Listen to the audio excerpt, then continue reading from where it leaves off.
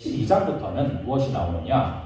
구원받은 자가 살아내야 될 삶의 문제, 즉 현실의 문제를 다루고 있습니다. 다시 한번 정리해보면요. 로마서 1장부터 11장까지 그리고 12장부터 16장까지 크게 두 가지로 이렇게 나눌 수가 있습니다. 이렇게 나눌 수 있는데 로마서 1장부터 11장까지는요. 구원의 원칙, 구원의 원리 이것에 대해서 아주 정교하게 사도 바울이 아주 논리적으로 다루고 있습니다. 그래서 다시금 말씀드리면은 구원의 원칙 간단하게 로마서 1장부터 11장까지는 네 글자라고 뭐라고 말씀드렸었죠? 네 글자로 말씀드리면은 이, 신, 칭, 의. 믿음으로 말미암아 의롭다함을 받는다. 오직 자기 의가 아니라 오직 하나님의 의로 의롭다함을 받는다. 이, 신, 칭, 의였고요. 이것을 사도 바울이 굉장히 논리적으로 풀어가고 있어요. 논리적으로 아주 1장부터 11장까지를. 그래서 여러분 여기서 잠깐 한번 짚고 넘어가 보면 좋겠다 생각을 한 게, 여러분 성경에 보면 이 말씀이란 단어가 나오잖아요. 이 말씀이란 단어 자체가 로고스란 단어인데 여기서 우리가 잘 아는 로지컬, 즉 논리적이라는 말이 나온 거예요. 그래서 정말 하나님의 그 진리에 통달할수록 우리는 사실은 이성적이 될 수 있습니다. 그러니까 여러분 우리가 초이성적이 될 수 있어요. 성령의 역사 그리고 기적으로 말미암아 초이성적이 될 수는 있지만 하나님의 진리는 절대 반이성적이 될 수는 없습니다. 그래서 믿음은 합리적인 거다라는 것을 이따가 이제 바울이 말하는 것들을 보면서 우리가 살펴볼 것이고요. 그래서 1장부터 11장까지는 구원의 원리, 원칙, 이신칭의를 논리적으로 다루었고 12장부터 16장까지는 그것을 적용한 겁니다. 삶에서.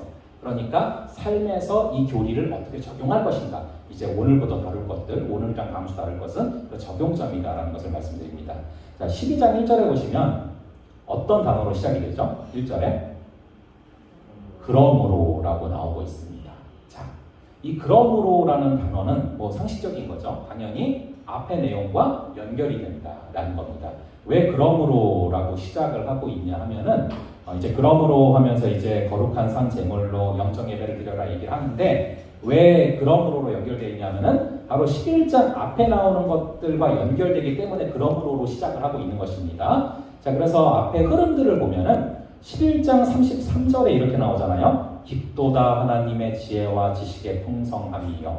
그렇게 하나님의 지혜와 지식이 풍성하기 때문에 그러므로 영적 예배를 드려야 된다. 그 얘기를 하는 거예요. 11장 34절에서요. 누가 주의 마음을 알았느냐? 누가 그의 모사가 되겠느냐? 이 얘기는 하나님의 마음을 우리가 다 알 수 없다. 하나님을 가르칠 자가 아무도 없다. 그러므로 우리는 우리를 산 제물로 참된 영적 예배를 하면서 드려야 된다. 그 얘기를 하는 거고요. 35절도요. 누가 주께 먼저 드려서 갚으심을 받겠느냐. 우리는 다만 하나님께서 주신 은혜를 받을 뿐이지 우리가 뭘 드려서 받는 게 아니다. 그 얘기를 일관되게 하고 있고요. 11장 36절 하나님께 영광을 돌려야 된다. 그러므로 우리는 예배를 드려야 된다. 이렇게 나오는 겁니다. 그래서 12장 1절이 그러므로라는 단어로 시작되는데요. 저희 한번 12장 1절을 함께 한 목소리로 읽어보겠습니다. 시작. 그러므로 형제들아 내가 하나님의 모든 자비하심으로 너희를 권하노니 너희 몸을 하나님이 기뻐하시는 거룩한 산 제물로 드리라. 이는 너희가 드릴 영적 예배니라. 아멘. 여기서 굉장히 중요한 구절이죠. 우선 첫 번째 것부터 보면요. 이렇게 나와 있어요. 우리의 몸을 하나님이 기뻐하시는 산 제물로 드려라. 자, 우리의 몸을 제물로 드리라는 얘기는요. 우리가 몸으로 살아가면서 우리의 시간, 건강, 재능, 물질, 기회 많은 것들이 있잖아요. 이 모든 것들을 산 제물로 드리라는 것인데 이게 여러분들이 지금 우리 시대에서 볼 때는 그렇지 뭐 우리 몸을 거룩한 산 제물로 드려야지 이렇게 생각할 수 있을지 모르겠지만 사도 바울 당시의 시대를 고려했을 때 이거는 굉장히 말이 안 되는 표현인 거예요. 왜냐하면 이 사도 바울 당시에는요. 영은 거룩한데 몸은 더러운 거다.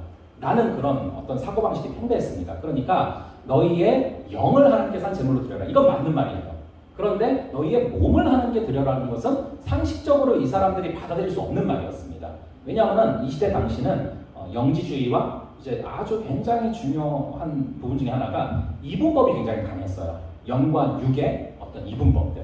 그런 게 강했기 때문에 그래서 이제 그 시대 당시에는 동의하기 어려운 표현인 것입니다. 왜냐하면 이 시대 당시는 영은 거룩하지만 몸은 더럽다라는 생각들이 있었기 때문에. 근데 사도 바울은 파격적으로 너희의 영을 이렇게 말 안 하고요. 너희의 몸을 하나님이 기뻐하시는 거룩한 산 제물로 드려라 라고 말을 하고 있습니다. 그래서 제가 이제 뒤에 써놓은 표현들이요. 참된 신앙은 영은 구원을 받지만 몸은 어차피 버릴 거라 마음대로 쓰다가 가도 되는 게 아니라는 거예요. 여러분, 이 몸이 우리가 나중에 이 몸에 하나님께서 새로운 몸을 입혀주시고 이 몸도 가져갈 겁니다.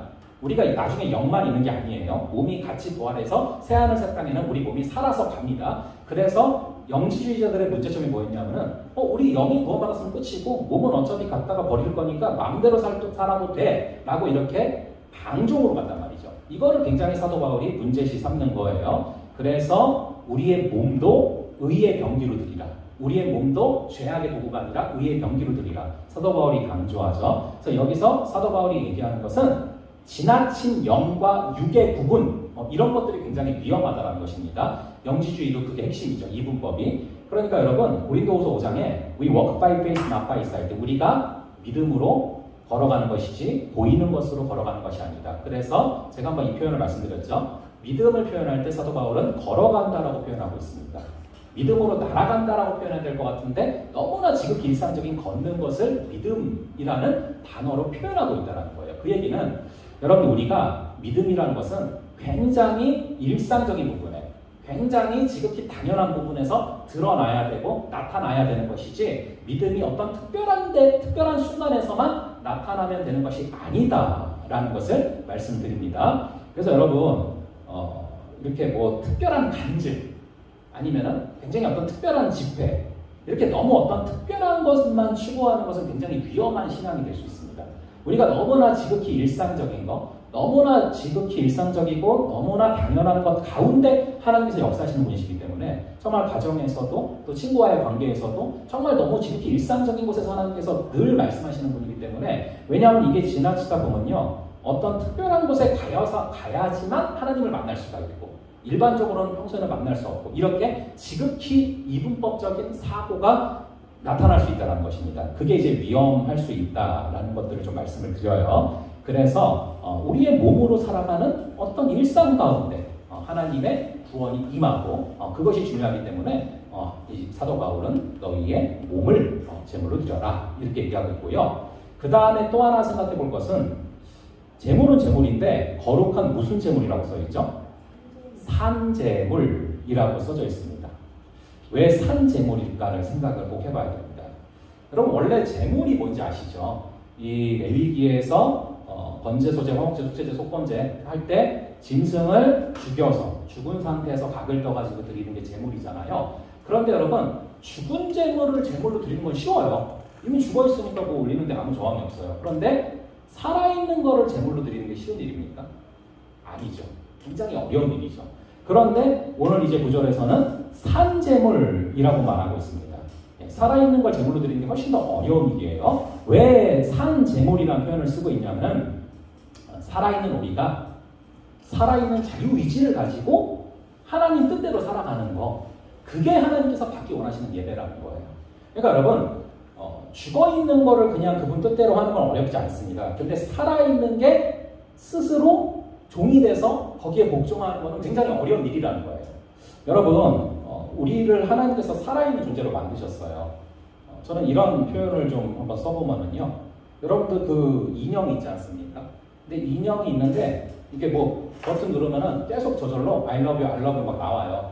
그럼 그건 여러분 진짜 사랑입니까? 아니잖아요. 그거는 그냥 기계잖아요. 그렇게 되도록 만들어 놓은. 그런데 사랑을 할 수도 있고 사랑을 안 할 수도 있어요. 그런데 사랑을 할 수도 있고 안 할 수도 있는 자유가 있는데 거기서 사랑을 하면 그건 진짜 사랑이잖아요. 하나님이 받기를 원하신 것이 바로 그런 사랑이다. 정말 인격적인 자유의지 가운데 스스로 선택해서 사랑하는 그 사랑. 그래서 죽은 제물이 아니라 산 제물. 우리가 자유의지도 그렇고 살아있는데 스스로 자원해서 하나님의 종이 되기로 선택하면서 하나님께 나를 드리는 것. 그 산 제물이 되기를 원하셨다라는 것을 지금 이제 사도 바울이 산 제물이라는 단어에서 표현하고 있는 것입니다. 자, 그래서 다시 1절 보시면은요, 너희한테 권하노니 너희의 몸을 영만 드리는 게 아니라 너희의 몸을 하나님이 기뻐하시는 거룩한 죽은 제물이 아니라 산 제물로 드려라. 이것이 너희가 드릴 영적 예배다라고 나오고 있습니다. 영적 예배다. 자, 여기서 그럼 우리가 드려야 될 영적 예배가 뭔가를 한번 살펴보셔야 되는데 여러분들이 이게 영적이라고 써져서 여러분들이 착각하실 수도 있고 혼동하실 수도 있는데 혹시 여러분들 성경 가운데 이 주석이나 각주가 있는 성경들이 있으실 거예요. 그러면은 12장 1절에 혹시 영적이란 단어 왼쪽에 이렇게 1번 혹시 써져 있는 성경들 계실 거예요. 네, 각주가 써져 있어요, 정확하게. 그래서 이제 영적 예배니라 써놓고 이게 영적이 무슨 뜻인가 성경에 써놨어요. 근데 영적은요, 성경에 써져 있는 걸 보면요, 이렇게 써져 있어요. 합당한, 합리적. 영적 예배라는 얘기는 하나님께 합당한 예배를 드려라는 거예요. 합리적인 예배를 드려라는 거예요. 이 단어가 아까 말씀드렸던 로고스란 단어에서 나온 단어입니다. 이 영적이란 단어가 이성적인 예배, 논리적이고 합당하고 합리적인 예배를 드려라 라는 것을 지금 바울이 이야기를 하고 있습니다. 우리가 영적 예배라고 하면은 흔히 좀 그런 착각을 할 수 있어요. 이렇게 예배를 드리는데 뭐 이렇게 눈도 좀 풀리고 그리고 막 그런 거 있잖아요. 이렇게 줄 딱 세워놓고 막 쓰러뜨리고 막 침뱉고 이런 것들. 그러니까 여러분 제가요 실제 경험담인데 이게 군대 갔다 고참이 이렇게 자기 교회 한번 오라고 너무 좋은 집회가 있다고 그래서 갔어요. 갔는데 되게 이상했어요. 분위기가 되게 이상했고 거기가 이제 나중에 알아보니까 빈야드 운동이었어요. 빈야드 운동이라고 우리 교단에서 완전히 이단으로 판정지은 그런 운동인데 갔는데 목사님이 되게 독특했던 게 딱 집회를 하는데 올라와가지고 그냥 딱 성경을 그날 펼치는 거예요. 그날 주시는 성령의 음성을 들어야 된다. 그래서 딱 펼쳐서 무슨 얘기인지 모르겠는 얘기를 하신 다음에 사람들을 쭉 일렬로 세워요. 그리고 이게 한 명씩 쓰러뜨리는 거예요. 이게 쓰러질 때까지 계속 이렇게 해요. 그런 거를 제가 우연찮게 그 분이 오라고 해서 갔다가 제가 대학교 4학년 때가 그랬을 거예요. 갔다 깜짝 놀랐어요. 그렇게 일렬 세워놓고 한 명씩 쓰러뜨리는 거예요. 제가 마지막에 서 있었거든요. 제가 쓰러졌을까요? 안 쓰러졌을까요? 안 쓰러졌죠. 덩치가 있는데. 네, 전 프로가 끄떡 없었어요. 그래가지고 이분들이 보니까 배를 꾹 눌러요. 그래도 안 쓰러지니까 나중에 머리를 확 치더라고요. 그래가지고 균형을 잃게 만들려고 끝까지 버텼거든요. 근데 이제 그러다가 저 때문에 분위기도 안 끝나고 뭐 이런 것 같아서 그냥 나갔는데 근데 여러분 이게 나중에 찾아보니까 그게 빈야드에 속한 운동이었어요.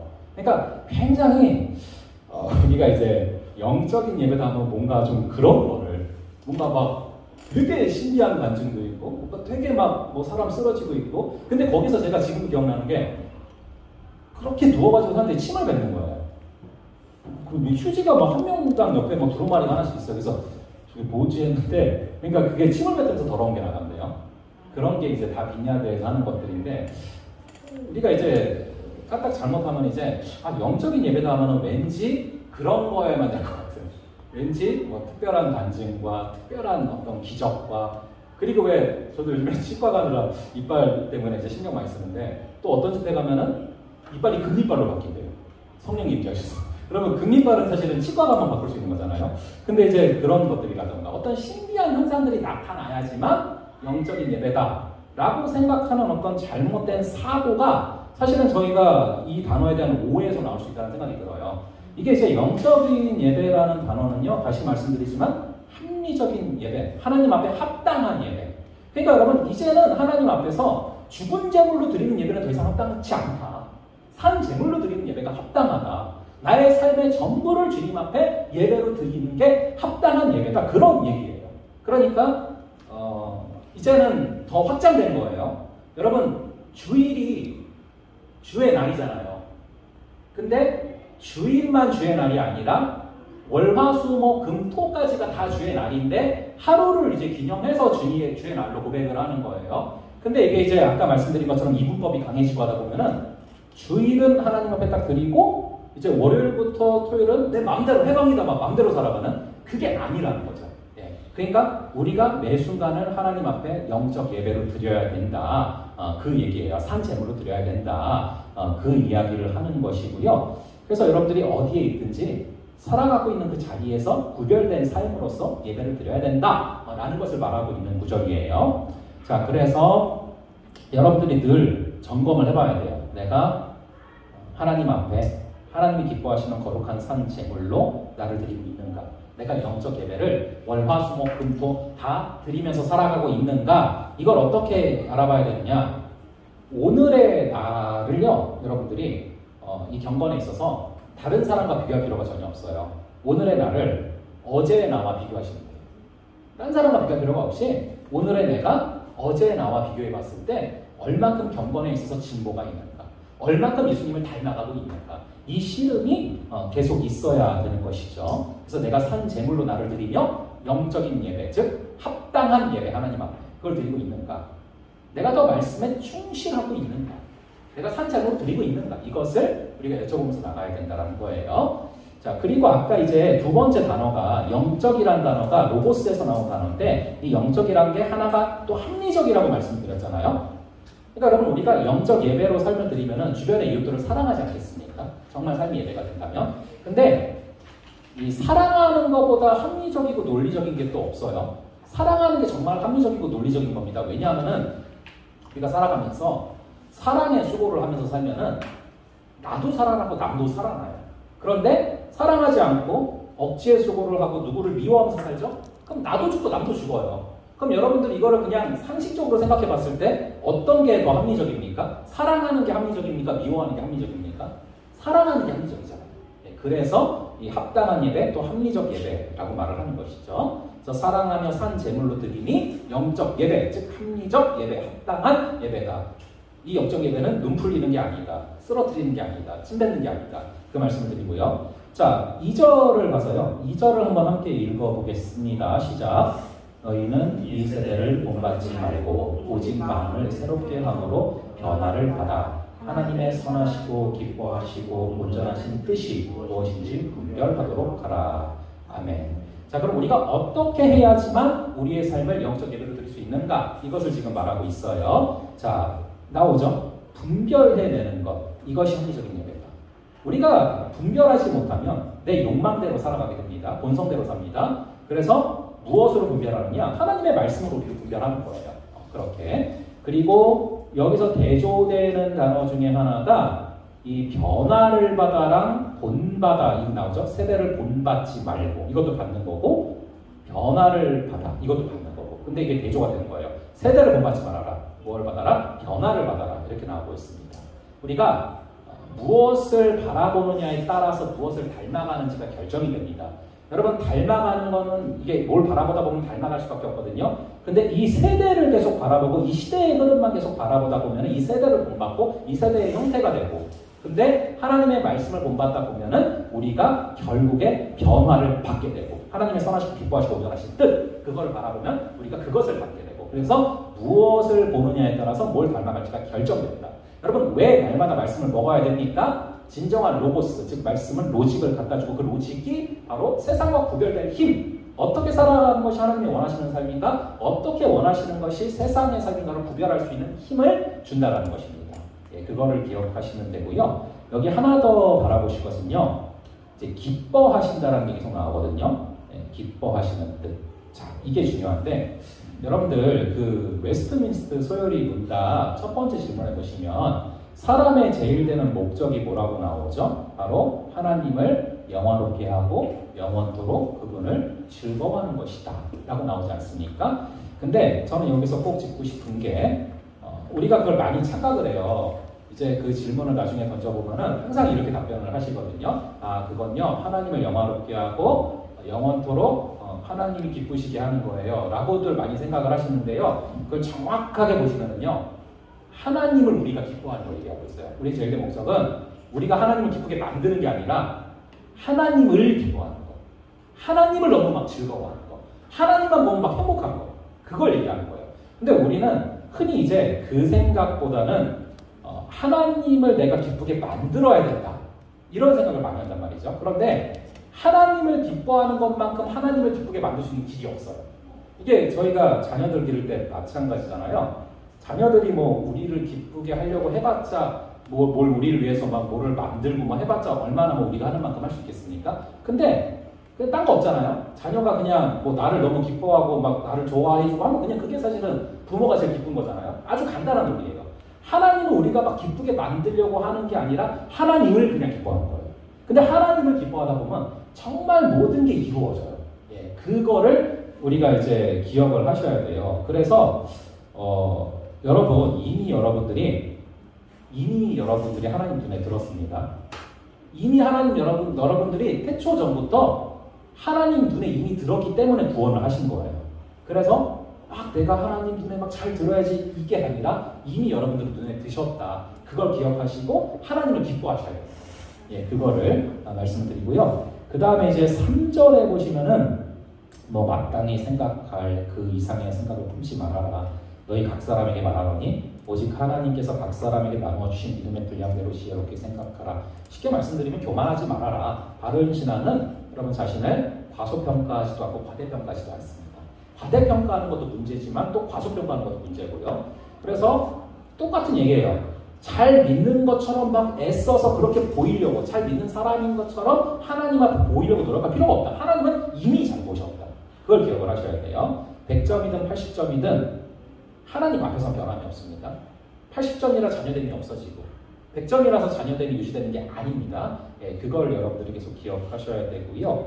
그런 맥락 가운데 4절에 보시면 우리가 한 몸에 많은 지체를 가졌으나 모든 지체와 같은 기능을 가진 건 아니다. 그래서 5절에 이와 같이 우리 많은 사람이 그리스도 안에서 한 몸이 되어서 서로 지체가 되었다. 그러니까 여러분 주신 모양대로 살면 아름다운 공동체가 이루어집니다. 그래서 한 몸이 되어서 다양한 부분들 있잖아요. 몸에 보면 이렇게 팔도 있고 다리도 있고 뭐 손톱도 있고 뭐 혈관도 있고 다 필요한 거예요. 그 다양한 것들이 모여서 한 몸을 이룰 때 그것이 하나님의 나라다라는 것을 말하고 있어요. 그걸 위해서 필요한 게 이제 5절에 보면은 이와 같이 우리 많은 사람이 그리스도 안에서 한 몸이 되어 서로 지체가 됐는데 그래서 각 부분에게 주신 은사가 있다는 거예요. 우리 주신 은혜대로 받은 은사가 각각 다르다 하면서 다양한 은사들이 나와요. 그래서 여러분들이 이 은사는 성경에서 한 두세 군데에서 나오는데 그것들을 좀 보시면서 나의 은사가 뭔가를 한번 살펴보실 필요가 있어요. 그런데 이제 5절 이하를 보면서 제가 좀 강조하고 싶은 것은 그럼 내 은사가 뭘까? 간단합니다. 은사는 내가 그거를 지나칠 수 없는 게 은사예요. 그걸 볼 때 이상하게 나한테 마음에 부담이 있다. 그게 바로 은사예요. 그래서 여러분 뭐 많이 쓰는 얘기 그거 있잖아요. 지나가다 여기 쓰레기가 있는데 남들은 안 보여요. 그게. 근데 나는 보여요. 그럼 그게 내 은사인 거예요. 네. 근데 사람마다 다 달라요. 은사가. 그래서 유독 나한테 주신 은사 이게 있어요. 마음에 부담이 생기는 부분들 그게 하나님 주신 마음이에요. 그거를 여러분들이 각각이 주신 은사대로 그 은사를 잘 활용하면은 기쁨 가운데 교회를 서로 세워갈 수 있는 거예요. 그 부분이고요. 또 하나 우리가 기억할 것은 이제 나한테 주신 은사가 있어요. 근데 저 사람 왜 저걸 못하지라고 하면 또 안 된다는 거예요. 나한테 주신 은사를 남한테 또 강요를 하면 안 된다. 이 정도는 해야 되는 거 아닌가라고 생각하면 안 된다. 그래서 뭐 정리를 잘하는 분들도 있을 거고 뭐 설교를 잘할 수도 있고 기도를 잘할 수도 있고 다양하게 있을 수 있는데 이거를 내 기준으로 남을 바라보면 안 된다. 그걸 말씀드리고요. 자, 그 다음에 이제 14절부터 21절도 같은 거예요. 우리 삶이 영적 예배가 되려면 서로 사랑해야 된다는 거를 이제 14절부터 21절까지 말하고 있는 거예요. 자, 그럼 여러분들이 이걸 기억하시면서 12장 함께 보시고 13장으로 볼게요. 제 12장